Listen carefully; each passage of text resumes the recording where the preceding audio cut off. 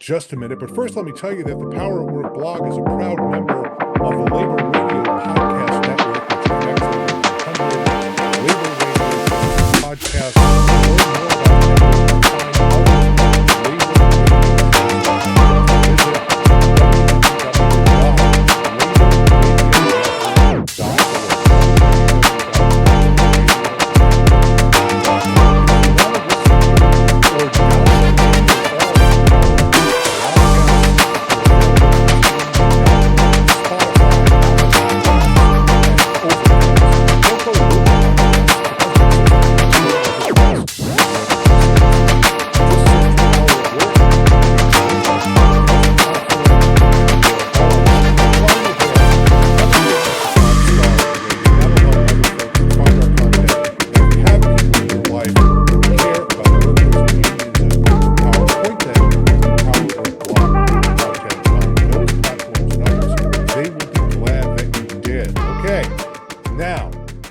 introduce our experts.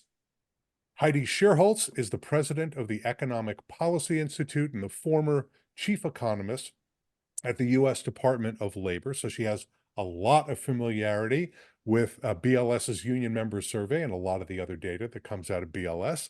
For those of you who don't know EPI, it's the premier think tank that uses the power of its research on economic trends and on the impact of economic policies on workers to advance reforms that empower working people, deliver racial justice, and guarantee gender equity.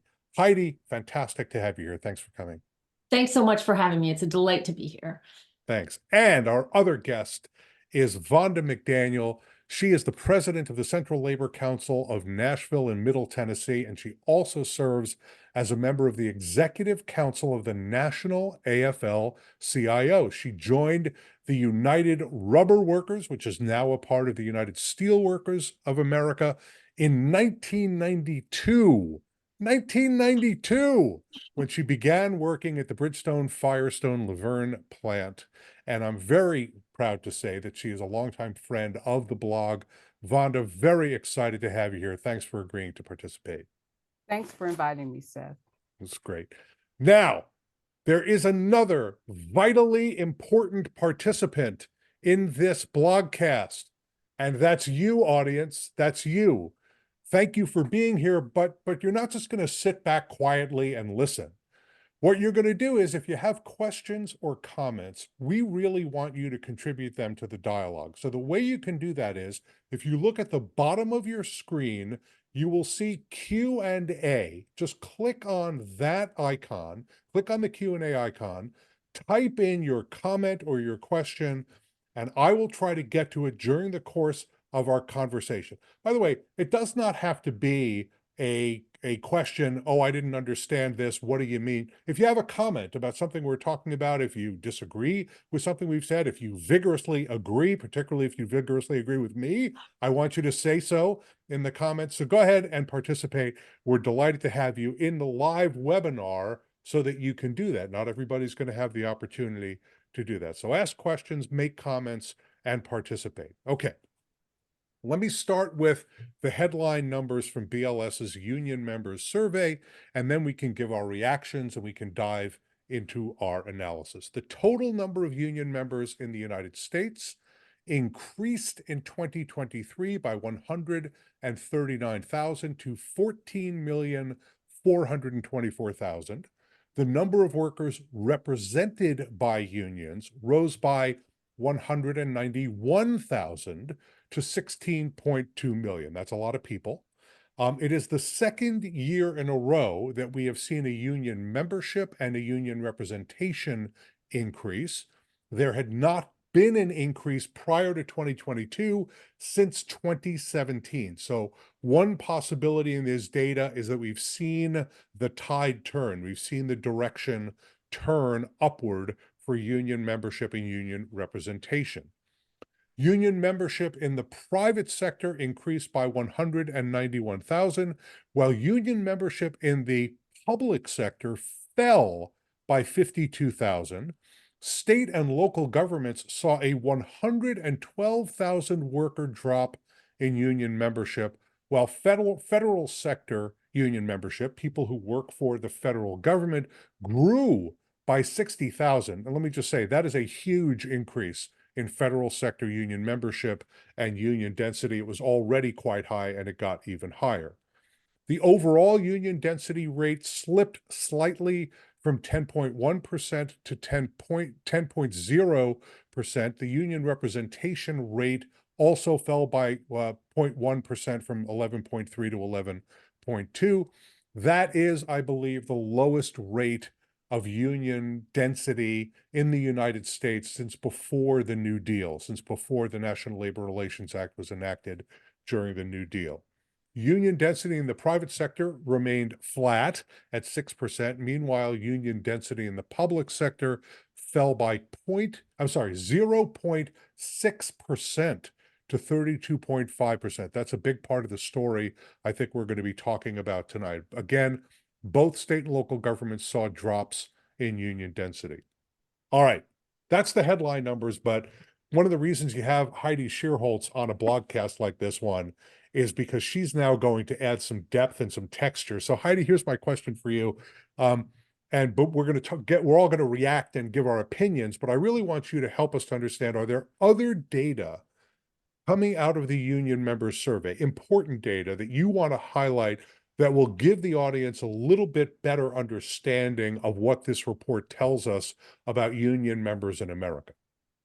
Yes, Seth, there are so many numbers in this report. Like, I don't even know where to begin. This is like a heyday for data nerds like me. But I actually want to start with a data point that wasn't in the BLS numbers. And it gets at the fact that the reason we saw that decline in union density, it's not because workers don't want unions. 48% of non-union workers report wanting to be in a union. They would vote for a union in their workplace tomorrow if they could. The decline that we've seen in unionization over the last 45 years, it's not because workers don't want unions. It's not because they don't need them. It's something else. And I know that we will get to that a lot today, and to preview it, it's a policy. It's policy. It's labor law not protecting workers' right to unionize. So that's like an important backdrop to these numbers. But now to get back to your actual question of, what else do the BLS numbers tell us? So there were some really exciting things going on by age. The increase in unionization was totally driven by young workers. The increase in let me make sure I have my numbers here. Okay. Young workers, unionization, the number of workers represented by a union increased by 229,000 among workers less than 45. It actually declined by 38,000 among workers greater than 45. So that strength among young workers, I think, it's a really core part of this story. And when you look at other surveys that talk about union favorability, young workers are really coming in strong there also. And then another key thing about these numbers is, one thing that always comes up when these numbers come out is an opportunity to do more of busting the myth that unions are about white men. And one of the things these numbers showed is that the entire increase in the level of unionization in 2023 was among workers of color. The entire thing. White non-Hispanic workers actually saw a decline in unionization. Black workers, the share of the workforce the Black workforce that is represented by a union is 13.1%. That is the highest of any major racial and ethnic group. So it really is that this idea that workers are about that unions are about white people is just absolutely belied by the numbers that came out today. I'll quit babbling. I'll let you. I'll let you move. No. There's we're so going to much get you more to to talk about. Yes, exactly. You have a lot more babbling to do. This is not. Okay. You're going to be like a brook on this. Okay, so Vonda, let me get you into the conversation. So let me set it up for you in this way. There has been a lot of talk, including by people like Heidi and me, that this is labor's moment, right? The tide has turned. Support for unions is very high. Heidi gave the statistic about 48% of non-union workers wanting to join a union. Favorability for unions, 67%. At one point, it had reached 71%. Unions are seeing record strike activity. They're seeing tremendous success at the bargaining table. In that context, I want to get your reaction to these numbers. Are you happy with them? Are you encouraged? Are you discouraged? Are you disappointed? Or are you just sort of lukewarm? Or, because you're a complicated person, do you actually have mixed feelings about it as I do? Well, I want to say first that the numbers around young people joining unions really, to me, signals what we can look forward to in the next few years, right? And there are some other stereotypes that union members have, like not only are they middle-aged white guys in blue-collar occupations, but the encouraging thing for me is that growth in professional occupations, which represents about 24 of the 55 unions that the AFL-CIO represents, also saw growth of about 185,000.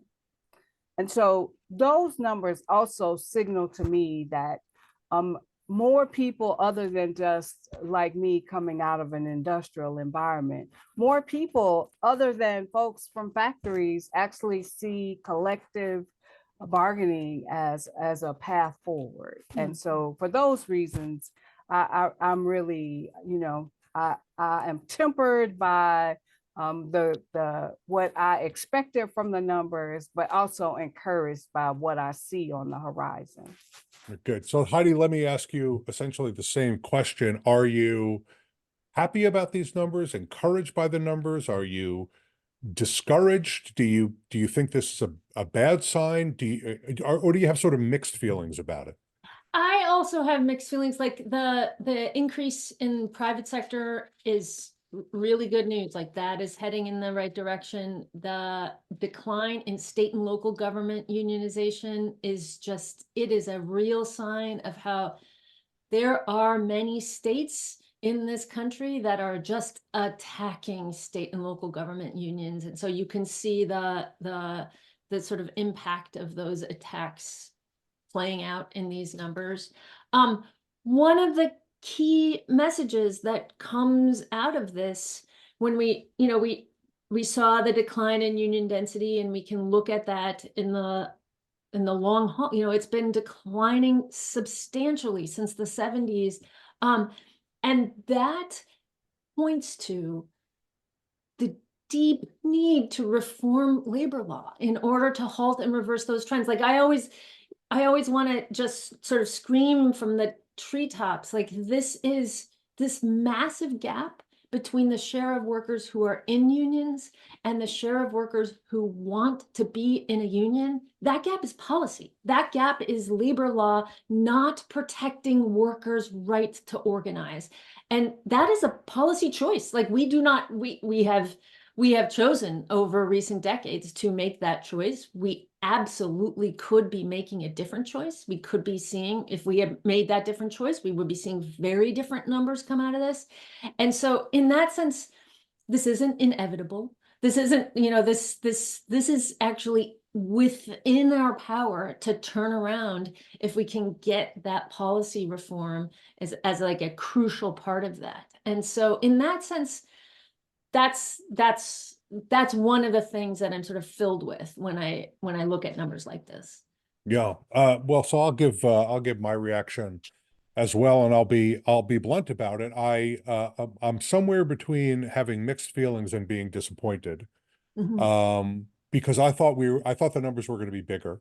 And I wrote a piece that I published about a month ago where I predicted that we would see small increase in union density, but a much larger increase in the total number of union members. And I laid out a bunch of very detailed reasons why I had made that prediction. And, part of it was all the organizing we're hearing about and the recognition efforts and changes in the law at the National Labor Relations Board and growth in unionized sectors like construction and some of the pro-union things that have been included in the Biden administration's implementation of the bipartisan infrastructure law and growth in the federal sector. And some of those things I think showed up in these numbers. The growth in the federal sector is spectacular. I mean, that is 60,000 may not seem like a big number, but in the context of the federal sector, that's a huge number of workers joining unions. It's bigger than the number that had been reported earlier by the White House and the White House Task Force on Worker Engagement and Organizing and Worker Engagement.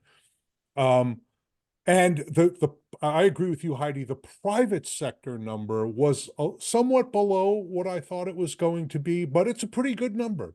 You know, if the real unpleasant surprise in this report is the state and local government number, 112,000 worker decrease in union membership in the state and local government sector. And I agree with you, Heidi, a part of that is right-wing states attacking their unions and setting up rules that make it extremely difficult for unions to survive. For example, the state of Iowa has a law that says that unions have to seek recertification at the end of every contract, which for most unions is at the end of every year.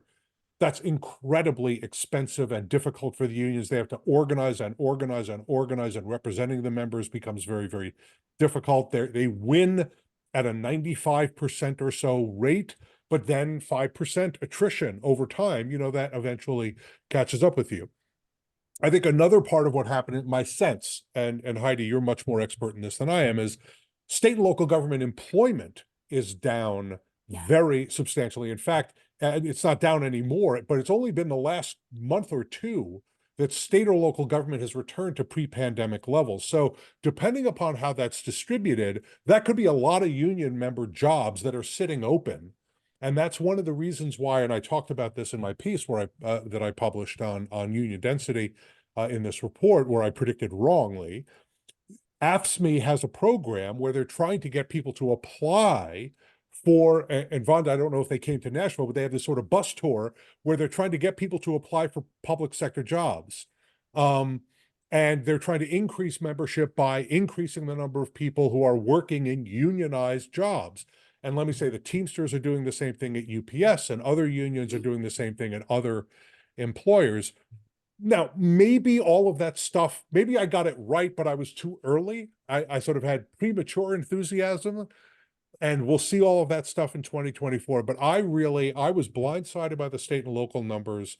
And I thought the private sector numbers were going to be better than they were. I think we couldn't ask any more of the federal sector. So it's mixed bag. There's some good news in this report, no question about it. The private sector number being one of those things, the professional employee number being another. But I got to say, I thought that we were beginning to see, I said I thought we needed to see another big step in the right direction. Last year, 270 or so thousand growth in union membership. This past year, 2020, sorry, that was in 2022. In 2023, a lot less. Not half, but almost half of that number. You want to see growth, not shrinkage in the improvement. Now, any growth is growth, but I think we wanted to see more growth in this. So I was a little bit disappointed by that. Do you want to get in on that, Vonda? Go ahead. I do. Can I say that, you know, there is a lag, in some cases, a long lag in between when people elect to join the union and when actually they're recognized as union members. I mean, we've had a lot of uptick in union energy and organizing and folks joining the union with all the Starbucks and REI and Trader Joe's and those places. But that's not reflected. Those people electing to join the union is not reflected in these numbers. And so, you know, I think that is something that we should also, you know, just acknowledge. Okay, that's I was prematurely enthusiastic, and we're going to see it next year. I'm ready to, I want to believe that that's true, but some of this organizing, I'm not disagreeing. I guess I am a little bit disagreeing with you, Vonda, with love, but a lot of that organizing happened in 2022. Now the Starbucks situation, the Amazon situation, you have two epic law-breaking institutions there, two epic law-breaking corporations that are doing everything they possibly can to keep their unions from getting contracts. Unclear whether or not those workers who are in the union report to BLS that they are union members or whether they don't. We just don't know that because of the way the questions are asked. This is not a rap on BLS, it's just true. So I had hoped that we would see that stuff in 2023, that growth in 2023. I think that what you just did is you just agreed to come back on next year and we're going to talk about these numbers again next year. Heidi, you wanted to get in on this. Go ahead. And then I have a couple of comments from the audience. Yeah, this is a super interesting. I just want to, your point about some of the weakness in state and local governments being about, we've just had weak job growth in state and local governments as being a part of that. And that's a whole nother podcast. But one of the key things we actually have the microdata that these numbers are based on. So we are able to dig in a little bit more in some places where like the BLS does not release the state level numbers by public sector and private sector, but we have run those numbers. And one of the things that is true is that some states with very high public sector unionization actually saw employment losses in state and local governments. And so like Washington State, it actually saw employment losses in state and local government, but has a very high unionization rate. But you put those two things together and that means unionization drops. And same with Pennsylvania, high unionization rate, saw a big decline in state and local government employment. And Illinois, high unionization rate, big decline in state and local government employment. So those trends of this weak growth in state and local employment broadly, we are seeing growth in state and local employment, but of course we are a big country and different states have different things. And what we are seeing is that there were a lot of high union states that actually just happened to see big declines in state and local government employment. That's a very important data point. Thanks. And that has been my sense of it as well. And that's why AFSCME, Lee Saunders and the folks over at AFSCME are trying to get people to apply for jobs in the government. They're good quality union jobs that give you long job tenure, but the governments are having a lot of trouble filling those jobs, or they're not filling them for some other reason, and that may be less clear. I think you're right. That's another blogcast, but it might be on another blog because that's not what we do. Okay, well, I want to just Tamara, I hope I'm pronouncing that right. Tamara, you had a question. I'm going to clear it up for you. She admits to being new to labor policy. We're delighted to have you here. So she's asking, what is union density? We keep throwing that phrase around. Union density is the percentage of the total workforce that are union members. So the denominator is all workers. If you're thinking about a fraction, the bottom half, the denominator is all workers. The top half is union members. That gives you the union density rate. It's a percentage of the total workforce. Right now, it's at about 11%. And Bill Londrigan says, directing this to you, Heidi, could you speak about how the annual survey is conducted? Does BLS call workers? What is the universe? We always hear about this survey, but don't know anything about how it is conducted. Yeah, I hope I get this right. I think the world of BLS, and I will get the broad brushstrokes right. So the data that these numbers are from is the current population survey, and that is a survey of households. And so the way you think of the differences in surveys, a survey of households is when they ask people what's going on with them, and a survey of establishments is when they ask businesses what kinds of people they employ. This survey is a household survey, and they actually call or stop by households to have them answer surveys about a whole bunch of things about their work life, including whether or not they're in a union. So that's where this is the same survey we get the unemployment rate from. The headline unemployment rate that comes out, that's the exact same survey that these union numbers are from.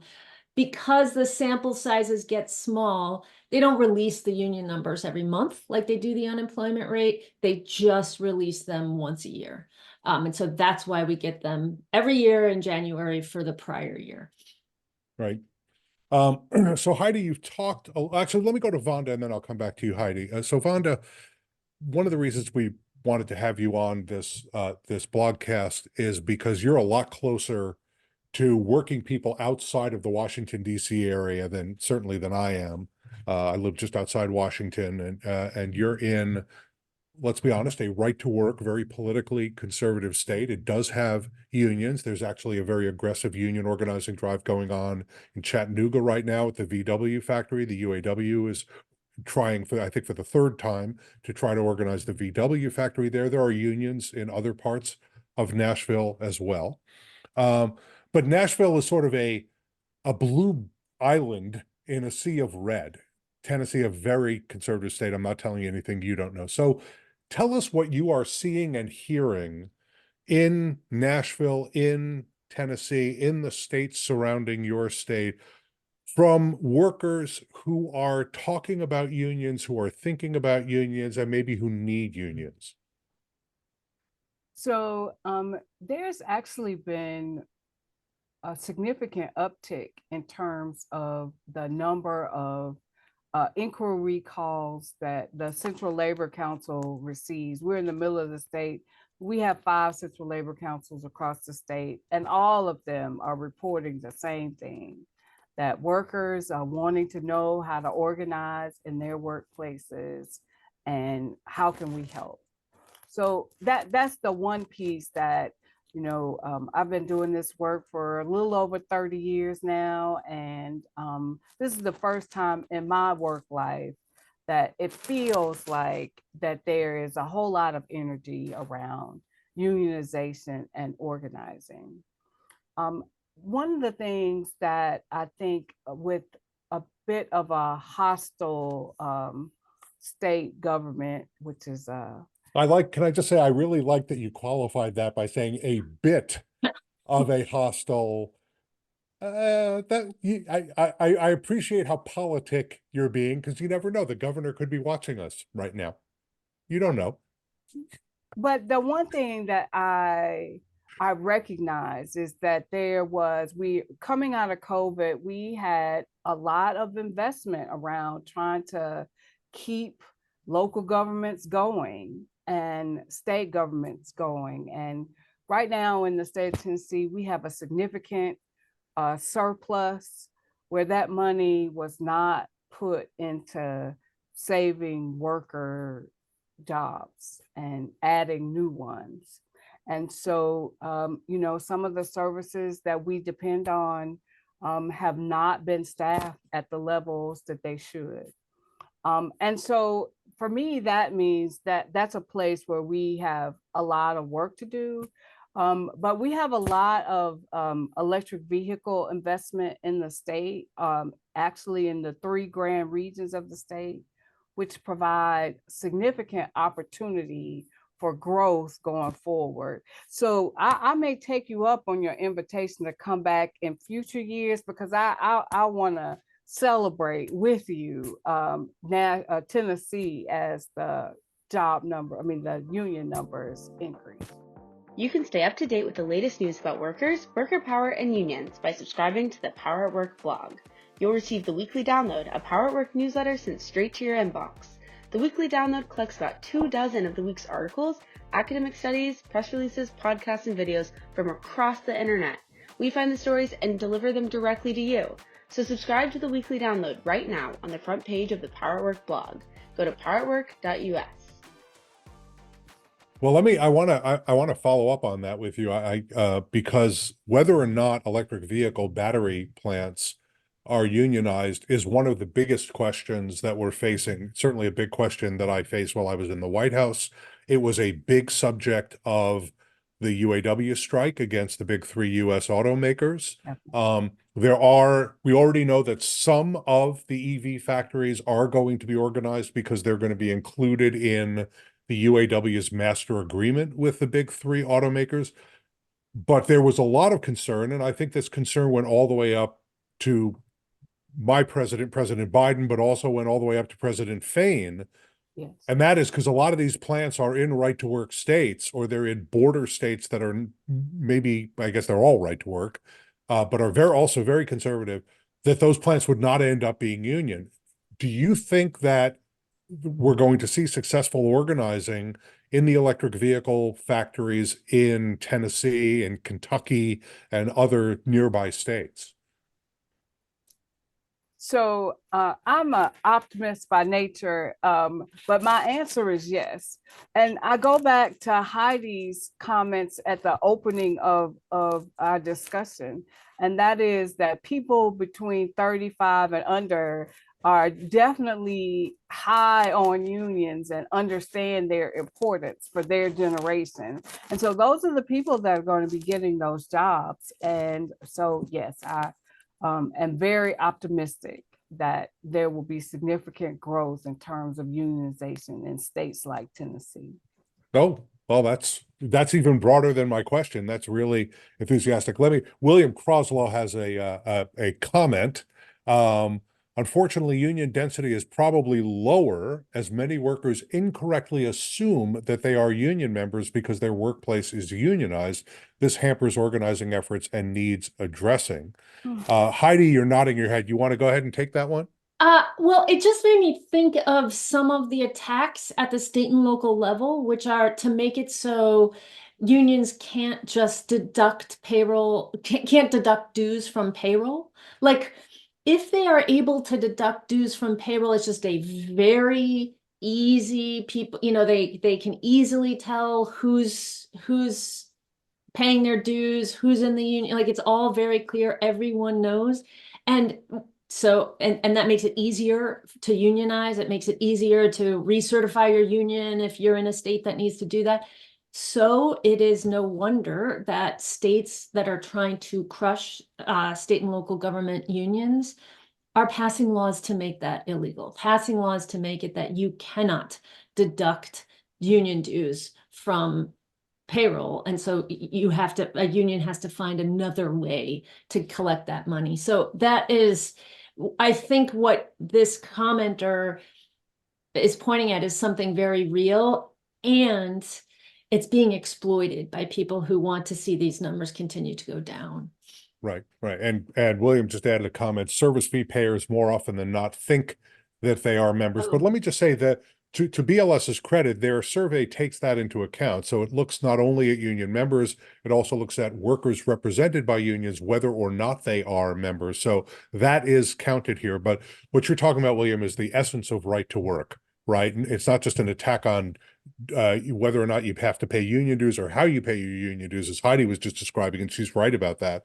It's whether or not you eventually do have to join the union, because there are a lot of people who are represented by unions who don't pay a penny, who don't contribute, who don't participate in the democratic process. Let me say a big part of the organizing that's going on in the federal sector is those unions are getting workers who are in already represented units to sign up, because they have not signed up, not because they're hostile to the union, but they didn't know that they should or that they could. And so one of the things that the Biden administration did in working with OPM and the Office of Personnel Management and the federal employee unions was to help workers to understand better that they had the opportunity to do that.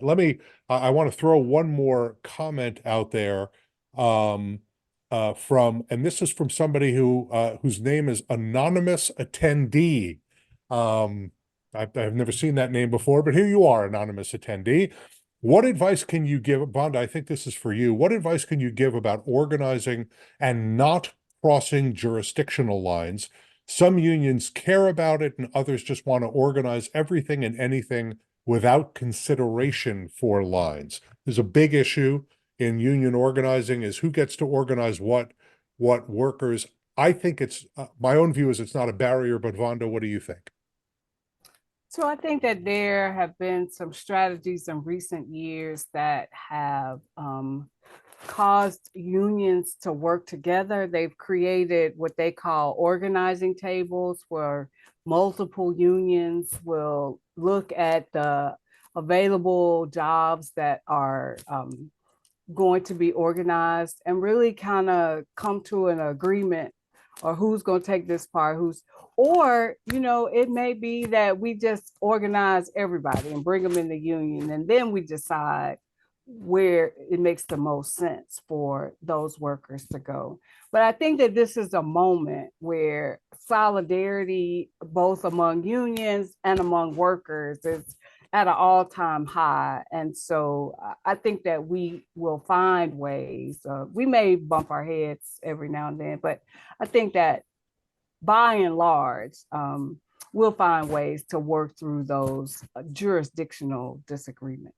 I agree with that completely. And let me just say, there's a huge wave of organizing going on college and university campuses across the United States. And there's at least a half dozen unions who are involved in organizing graduate workers and adjunct faculty. And at NYU now, full-time, non-tenured faculty are being organized in service and maintenance workers. So you have the UAW, and you have the UE, and you have SEIU and the AFT and OPEIU, and I hope I'm not insulting anybody by leaving them off the list, but lots of robust organizing. And my view is, go get them. For goodness sakes, as long as you're not getting in the way of another union organizing a group of workers, go organize them. For goodness sakes, this report tells us that 89% of the American workforce doesn't have a union. My view is 89% of the American workforce that doesn't have a union needs a union. Go get them, baby. Go organize them all. And we'll, as Vonda said, sort out the jurisdiction later on. There's a process in the AFL-CIO for sorting it out. Bill Londrigan jumps in and points out that I made an error. He didn't say that, but he pointed something out and I made a mistake. So Bill correctly says that I said that union density is the total workforce is the denominator and the total number of union members is the numerator, and that's the fraction. I was wrong when I said that. The denominator is not the total workforce. It's all wage and salary employees, because Bill's point is that there are some workers in the workforce who can't organize a union, like independent contractors and domestic workers, and in many states, agricultural workers. It's only wage and salary employees who are included in the BLS calculation of union density. So my bad. Thank you for correcting that, Bill. I really appreciate it. What I would like to do is just throw a few more data points into the discussion, see if they'll sort of help us to steer the conversation. But I want to continue to encourage that this is a very active audience. You're doing great. Keep sending us comments and questions. You're really adding to the dialogue and getting us going on a bunch of valuable topics.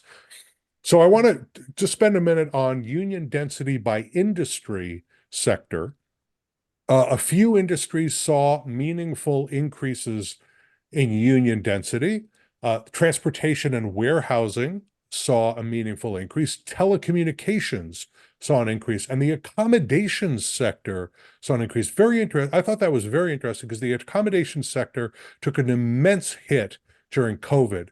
So, for example, Unite Here, which is the union the largest union representing accommodations workers in the United States, at one point had a 95% unemployment rate because everything was shut down. Hotels all around the country were shut down.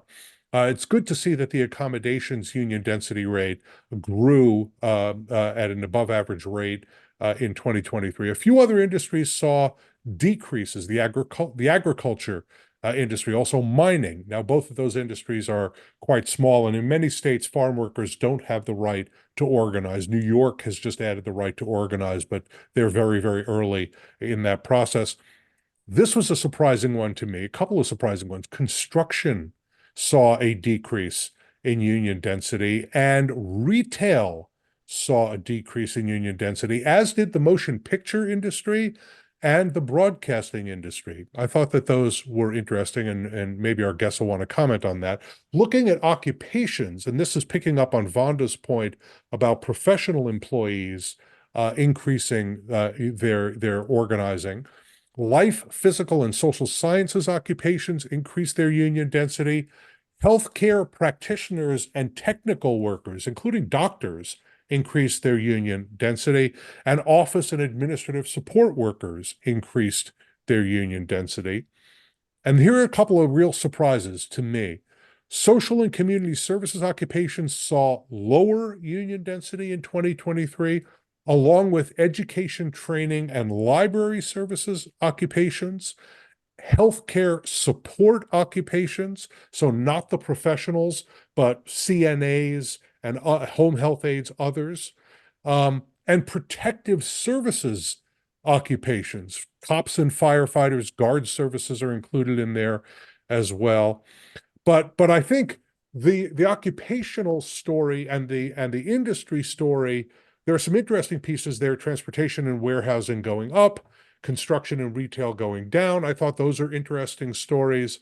Professional employees, particularly in the life sciences, going up, protective services, healthcare support occupations, those union density rates going down. I thought that those were surprising. But the biggest item by far is the discussion we've been having about state and local government employees and what has happened there. So, Vonda, let me ask you, and I'm going to put you on the spot a little bit because you do sit on the AFL-CIO's Executive Council. You're a leader of a very important Central Labor Council. Based on what you're seeing in this report, does the labor movement need to make a change? Do they need to do some things differently? Do unions need to shift resources from one area into from another area into organizing? Do they need to be more coordinated in the industries that they go out? I'm just throwing out a bunch of ideas. You are in these conversations. Give us a sense. What do you think the labor movement needs to do to get the number higher, to get the union membership number higher, and to get the union density rate to grow again? So I think that a lot of the strategies are underway. We've talked about lobbying for policy changes, right? Because we definitely need those. But we also the Center for Transformational Organizing was established to innovate and provide research underpinning for much of the organizing efforts that we are doing.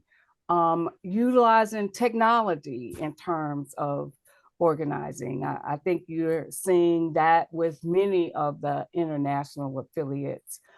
So they are everyone is beginning to employ new strategies, some of it a bit experimental. And so we'll have to see in the next few years, whether those new technologies and techniques bear fruit. But I definitely think that there is an acknowledgement that organizing may not have always been prioritized in the way that it should, new organizing. And I think that all of the affiliates are actively working together and independently to try to capture this enthusiasm that we are feeling around just wanting to be a part of a union. Yeah. Go ahead, Heidi. Yeah, I just had one comment about the real detail that BLS provides about all changes in all of these very detailed industries and occupations and states, and there is a sample size problem. Like the sample sizes for some of these industries are very, very small. And so I just want to and so you can see some big swings in things that are actually have nothing to do with changes in the underlying strength of unions, than everything to do with just data volatility due to small sample sizes. So one of the things, I had a conversation with a reporter earlier today who was asking about, there was a decline in union density in motion pictures. Does that have something to do with the strikes? And I looked at the sample size, because I said we have the data for the actual microdata for this. The sample size for the total number of wage and salary workers, whether you're in a union or not, in the sample from BLS, from motion pictures, the motion picture sub-industry, is 286. It's just a very, very small number. And so to try to get out of that, there's as we know, a small share of workers in unions. And so it's just, we have to be super careful on these industries that get really small. Anyway, it's not to say that it doesn't provide information. One of the things that we do, like at BPI, because we work with these kinds of data all the time, is we will only look, we'll group together, say 3 years at a time, in order to generate bigger sample sizes that you can really start to see truly what's going on, like, getting the volatility out of the way. Anyway, it's just No, it's an useful important to keep in caveat. mind. Yeah. Very, very valuable. Very, very valuable. Okay, Michael Baker has a comment.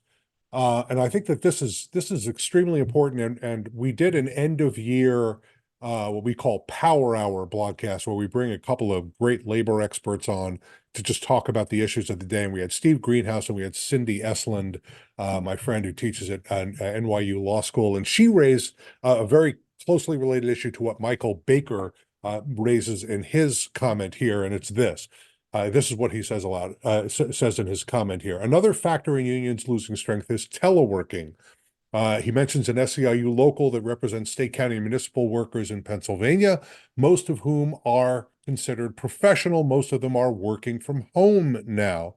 Getting statewide work committee representatives elected in the union's triennial was difficult last fall. 100+ positions had only 46 members elected, and 5 of the 14 chapters had no one run for chapter chairperson. So talking about Heidi, and we seem to have lost Vonda. I'm hoping we can get her back. Maybe Joseph can hunt her down. The return to work issues and also remote work issues are affecting the way that people are living their lives, and obviously the way that they are running their unions and also organizing their unions. So you want to comment on that? Yeah, I don't have any particular expertise on this, but the data show that telework, we're seeing it in the world, but telework is definitely increasing among particularly white collar employees. And it is, you can see how, in my work, we are only in the office twice a week. And you can see how that does create more distance from your workplace than you have when you're going in 5 days a week. And I can only imagine that that has an impact on the sort of relationship people might have with a union at a workplace. It's those relationships it's about relationships, right? Like those are one of the key things that's about unionizing is you're joining together with your coworkers to talk about things and to aggregate your ideas that you then, communicate to managers. And if you're not face to face, it's just that's trickier. I actually hadn't thought about this before, but it makes a ton of sense. Yeah, I think it's actually a complicated question, because there are limitations on unions being able to organize on certainly private property in the private sector, but also public property in the public sector. And so when people are at home, you can interact with them at home. You can interact with them on their email. You can call them. You can text them. But it is more difficult unless you have all of the lists. But even then, it's more difficult because you don't have everybody together in one place. So it's more expensive. You have to interact with the cost of doing it is more difficult because you have to meet with people, interact with people, persuade people one at a time on the organizing side. On the union representation side, once you have the union and getting people to be elected officers in the union and to play a steward's role in the union, because people are not together, do they want to do that kind of representation work? Are they quite as committed to the group if they are separate from one another? Is there the kind of esprit de corps that you need for people to feel the solidarity that's central to doing that kind of work? I think it's a little less certain that people will be able to do it. But if it's an issue at a public employee union in Pennsylvania, my guess is it's an issue that a lot of workers are feeling, although the number of workers who are working remotely now has decreased very, very dramatically. It was never a majority of Americans, even during the pandemic. And now it is a much, much smaller number. But in some industries, some occupations, I think it is a continuing issue. Heidi, I wanted to pick up on something that you raised earlier, because you do a lot of work with respect to public policy. That's a big part of what EPI does. And you've already talked about the need for labor law reform. And Vonda's back. Very, very good. You got here just in time for Heidi to give us the big answer to the big question. Okay. So let's take we don't have to fight about this, but let's take as our premise we're not going to see labor law reform soon. The National Labor Relations Board doing a terrific job.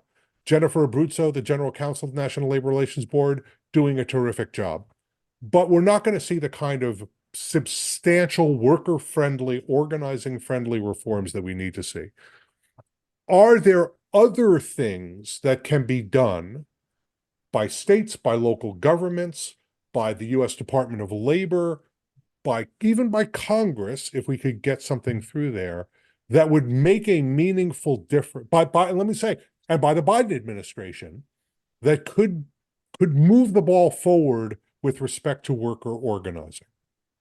It's a really good question, and you're not wrong. Like we are all clear-eyed about what's possible in Congress along these lines. I think there is a huge opportunity in states.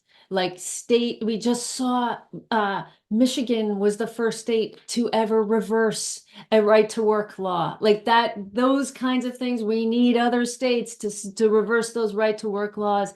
States really can step in and support public sector collective bargaining. So that's a key thing that can be done. States can also choose to expand, like the National Labor Relations Act, and you mentioned this earlier, doesn't cover agriculture workers. It doesn't cover many domestic workers. States could actually choose to expand that kind of coverage. And so there's actually, there are limits, right? The National Labor Relations Act preempts most state action around around private sector union rules, but not everything. And those things that I just listed, those are things that states can do, and they can and would really matter in moving the dial. Yeah. Vonda, you are nodding your head. Do you want to get in on that public policy question? Are there things that states, local governments, Congress, the Biden administration, short of labor law reform, could be doing to help increase union density? So I think that, the tool that they have been using around community participation agreements on a lot of the investments that are being made around the country could have a positive impact on union growth over time. But, all of those policy choices, actually, they're all going to take time, right? And so, more investment by affiliates in organizing, I think is the bottom line, what's going to get those numbers to grow in the immediate future, and the rest of it we can work on going forward with the administration. Right. And I want to agree with that at the end of the day, it's all about organizers organizing, workers organizing, unions using resources to organize. But I want to agree with Heidi also that there are things that state and local governments could do. She mentioned a few expanding collective bargaining rights. You didn't mention independent contractors, but there's a law, for example, in Massachusetts that's being proposed now that would allow I don't like the phrase gig economy, that would allow platform economy workers who drive for Uber and Lyft and others to organize a union. That would be a big step forward. There are about 1 million of those kinds of workers nationally.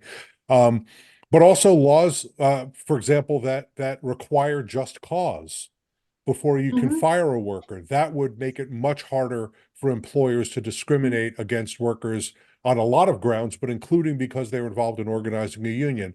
Laws, there are 5 or 6 states that have these. New York most recently adopted one. Laws that ban captive audience meetings. The kinds of extreme things that employers can do that are legal under employment law, but are wrong for a whole bunch of reasons, not even necessarily tied to labor law, but that would also benefit workers in organizing. I think there's room for creativity in the states.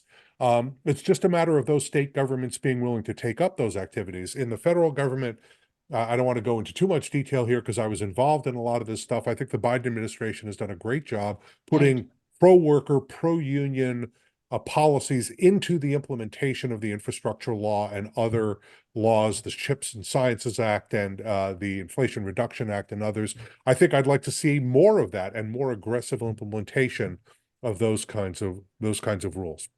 Okay, I'm going to bring us home with, because I see we're very short of time, but I'm going to bring us home with one big question. I'm going to give you the opportunity to sort of look to the future.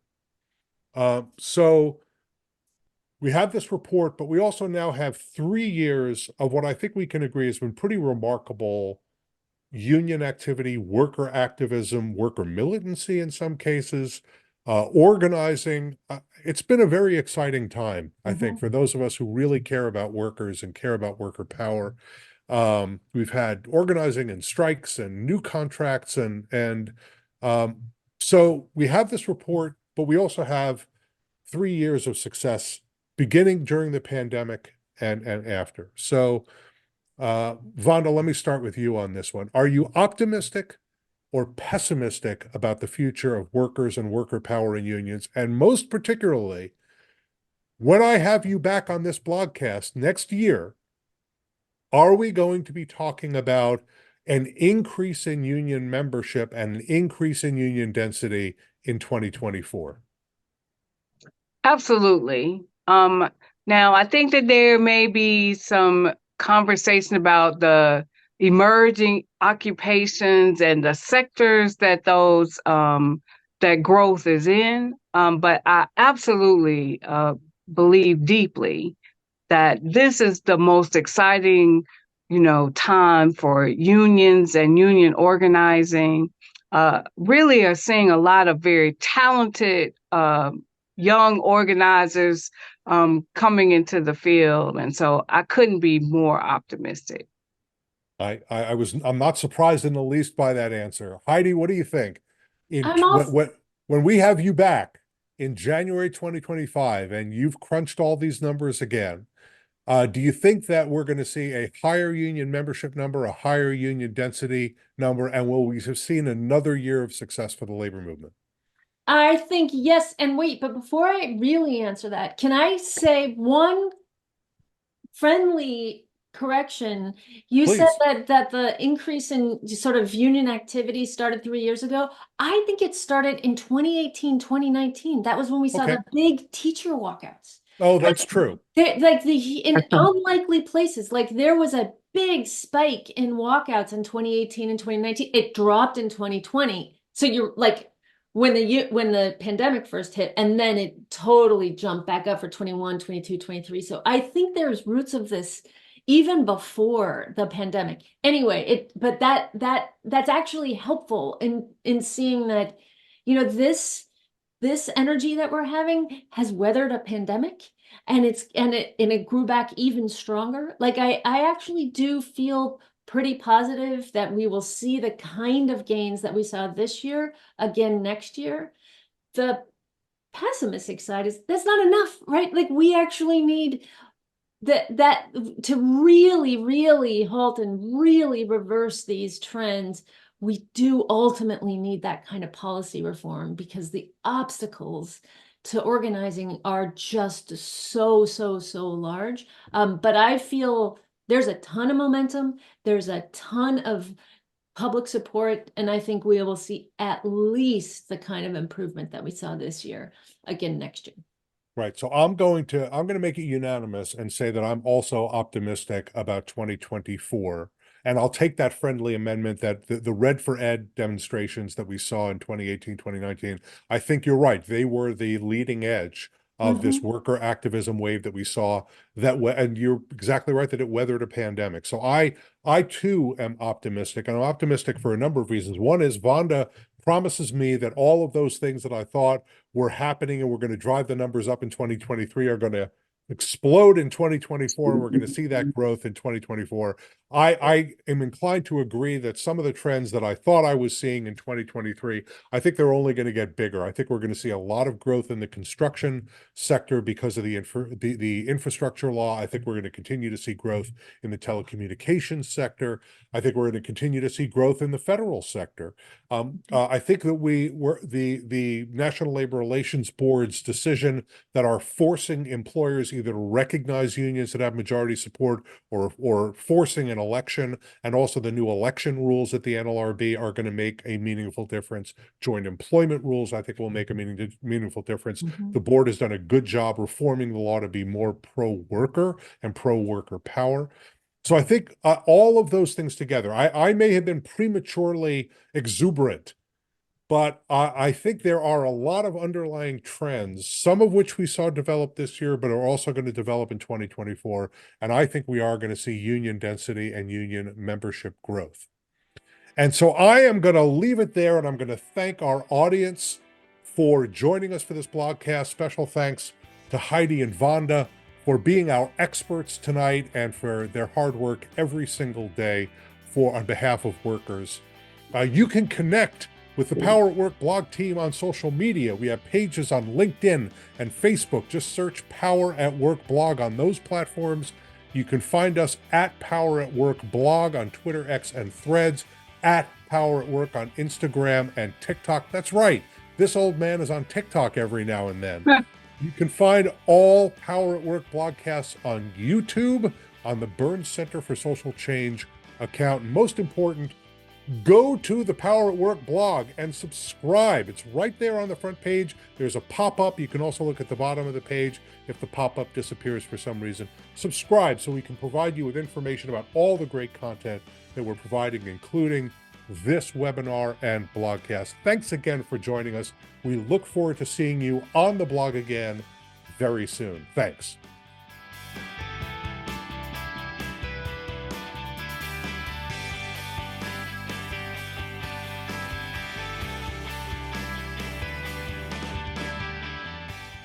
Are you interested in more content about workers, worker power, and unions? Subscribe for free to the Power at Work blog's Patreon page to enjoy exclusive posts and more of the great content that is posted on the Power at Work blog. Go to patreon.com/poweratworkblog or search Power at Work on Patreon to subscribe. Power at Work is on Patreon. Join us today.